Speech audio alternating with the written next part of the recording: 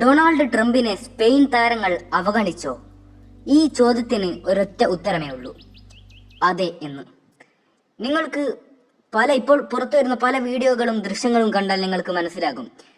Lamine Yamal, Cubarsi പോലെയുള്ള മിക്ക Spain കളിക്കാരും, എല്ലാവരും എന്ന് തന്നെ പറയാം, അധികമൊന്നും ഡൊണാൾഡ് ട്രംപിനെ, സ്പെയിനിലെ എല്ലാ കളിക്കാരും, ഒരു കളിക്കാരും ഡൊണാൾഡ് ട്രംപിന് അധികം വില കൊടുത്തില്ല, അല്ലെങ്കിൽ അധികം എന്താ പറയാ വിനയമായിട്ട് പെരുമാറിയില്ല. ലോകകപ്പ് ഫൈനലിന് പിന്നാലെ നടന്ന ആഘോഷ ചടങ്ങിനിടെയാണ് ഈ ദൃശ്യങ്ങൾ സോഷ്യൽ മീഡിയയിൽ വൈറലാവുന്നത്. American president Donald Trump Spain താരങ്ങളോട് ഇടപഴകാൻ ശ്രമിച്ചെങ്കിലും ചില താരങ്ങൾ അദ്ദേഹത്തെ ശ്രദ്ധിക്കാതെ മുന്നോട്ട് പോയതാണ് വീഡിയോയിൽ കാണുന്നത്, അല്ലെങ്കിൽ ദൃശ്യത്തിൽ ഇപ്പോൾ പുറത്തു വന്നുകൊണ്ടിരിക്കുന്നത്. ഇത് വെറും യാദൃശ്ചികമായ സംഭവമാണോ, അതോ താരങ്ങളുടെ മനഃപൂർവമായ അവഗണനയോ? ഈ ദൃശ്യങ്ങൾ ഇപ്പോൾ സോഷ്യൽ മീഡിയയിൽ വലിയ ചർച്ചയായിരിക്കുകയാണ്.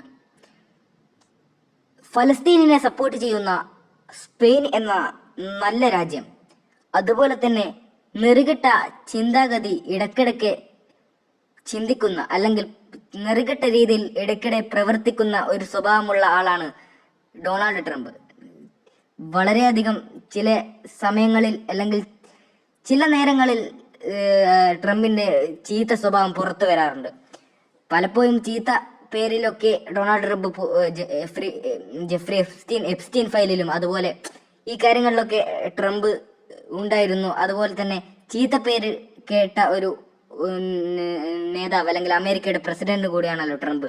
അപ്പോൾ ഇതുമായി ബന്ധപ്പെട്ട്, അല്ലെങ്കിൽ ഇസ്രായേലിനെ സപ്പോർട്ട് ചെയ്യുന്ന ഒരു രാജ്യത്തിൽ ഏറ്റവും മുൻഗണനയുള്ള ഒരു രാജ്യം അമേരിക്കയാണ്, അല്ലെങ്കിൽ ഇസ്രായേലിനെ ഏറ്റവും ബെഞ്ചമിൻ നെതന്യാഹു, ഇസ്രായേൽ, ഇവരെ മുഴുവനും നെതന്യാഹുവെ ആയാലും അല്ലെങ്കിൽ ഇസ്രായേൽ എന്ന രാജ്യത്തെ ആയാലും ട്രംപ് നല്ല രീതിയിൽ സപ്പോർട്ടും അല്ലെങ്കിൽ നെതന്യാഹുവായുള്ള സൗഹൃദവുമുള്ള ആളാണ്. പക്ഷെ സ്പെയിൻ എന്ന രാജ്യം, അല്ലെങ്കിൽ അവർ പ്രത്യേകിച്ച് അതിന്റെ ഏറ്റവും മികവുള്ള കളിക്കാരിൽ ഒരാളാണ് ലാമിൻ യമാൽ. ബാഴ്സലോണ തന്റെ ക്ലബ്ബ് ജയിച്ചപ്പോൾ ഫലസ്തീനിന്റെ കൊടി പൊക്കി ഉയർത്തിയിരുന്നു. അതുപോലെ സ്പെയിൻ എന്ന രാജ്യം ഫലസ്തീനോടൊപ്പം, അല്ലെങ്കിൽ ഫലസ്തീനോ കൂടെയാണ് എന്നുള്ള കാര്യത്തിൽ നമുക്ക് എല്ലാവർക്കും അറിയുന്ന കാര്യമാണ്. ഈ ഒരു രീതിയിൽ ചിന്തിച്ചത് കൊണ്ടാകാം എന്നാണ് എനിക്ക് തോന്നുന്നത്. ട്രംപിനെ അധികം കാര്യമാക്കാതെ, അല്ലെങ്കിൽ അധികം വിനയപൂർവമോ അല്ലെങ്കിൽ ഒരു പ്രസിഡന്റ് എന്ന രീതിയിലുള്ള റെസ്പെക്റ്റോ അവിടെ കൊടുക്കാൻ നിന്നിട്ടില്ല. മനസ്സിലായോ? ഒരിക്കലും അവിടെ ആ റെസ്പെക്ട് കൊടുക്കാൻ നിന്നിട്ടില്ല. കാരണം ഫലസ്തീനെ സപ്പോർട്ട് ചെയ്യുന്ന രാജ്യമാണ്, അല്ലെങ്കിൽ ടീമാണ് സ്പെയിൻ എന്നുള്ളത്. അപ്പോൾ ഇസ്രായേലിനെ സപ്പോർട്ട് ചെയ്യുന്ന, അല്ലെങ്കിൽ ബെഞ്ചമിൻ നെതന്യാഹു എന്ന ആ ക്രൂരനെ, എത്ര ഫലസ്തീനെ പിഞ്ചു പൈതലുകളെ കൊല്ലൊടുക്കുന്ന ഇസ്രായേൽ എന്ന രാജ്യത്തെ സപ്പോർട്ട് ചെയ്യുന്നൊരു നേതാവാണ് ട്രംപ്. അതുകൊണ്ട് തന്നെയാകാം സ്പെയിനിലെ കളിക്കാർ ട്രംപിനധികം വില കൽപ്പിക്കാത്തത് എന്നാണ് എനിക്ക് തോന്നിയിട്ടുള്ളത്. നിങ്ങൾക്ക് എന്താണ് പറയാനുള്ളത്?